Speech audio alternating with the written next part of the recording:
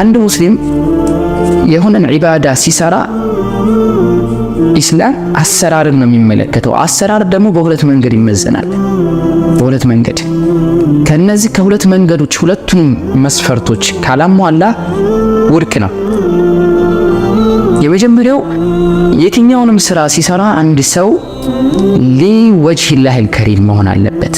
ለአላህ ሱብሓነሁ ወተዓላ ብቻና ብቻ ከዱንያ ማለት አላህ ከፈጠራቸው መኽሉቆች ምንም አይነት ፊድባክ አለማግኘት አለመፈለግ ሁሉ ያካትታል። ይሄ ኢኽላስ ይባላል፣ ሙኽሊስ። ለዛ ነው ሰለፎች የበፊት ሰለፎች የሚሰሩትን ስራ አይናገሩም፣ ብቅ ናቸው።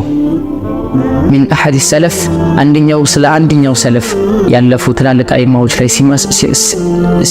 ሲመሰክሩላቸው እንደ ድንገት የሚሰሩትን ኸይር ስራ እንደ ድንገት ሲደርሱባቸው እኔ ይሄንን ጓደኛዬን አውቀዋለሁኝ 40 ዓመት ሙሉ ይሄን ስራ እንደሚሰራ አላውቅም ነው የሚሉት ሲመሰክሩላቸው ማለት ነው። ስለዚህ ሙኽሊስ ማለት ዲፕሊ ሰውየው ለአላህ የሚሰራውን ነገር ከመኽሉቅ ፊድባክ ሳይጠብቅ የሚያደርገው ሊወጅሂላሂል ከሪም ለአላህ ሱብሓነሁ ወተዓላ ፍላጎት ውዴታ ብቻና ብቻ አድርጎ ሲሰራ ይሄ የመጀመሪያው ሚዛን ነው።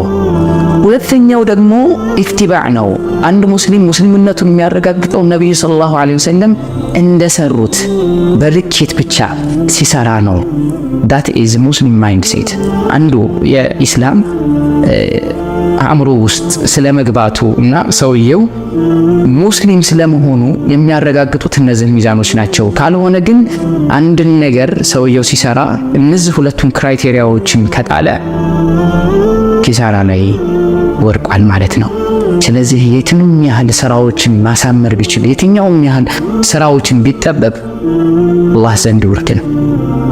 ይህ ቪዲዮ ለወዳጅ ዘመዱ በማስተላለፍ ያጁ ተከፋይ ይሁን።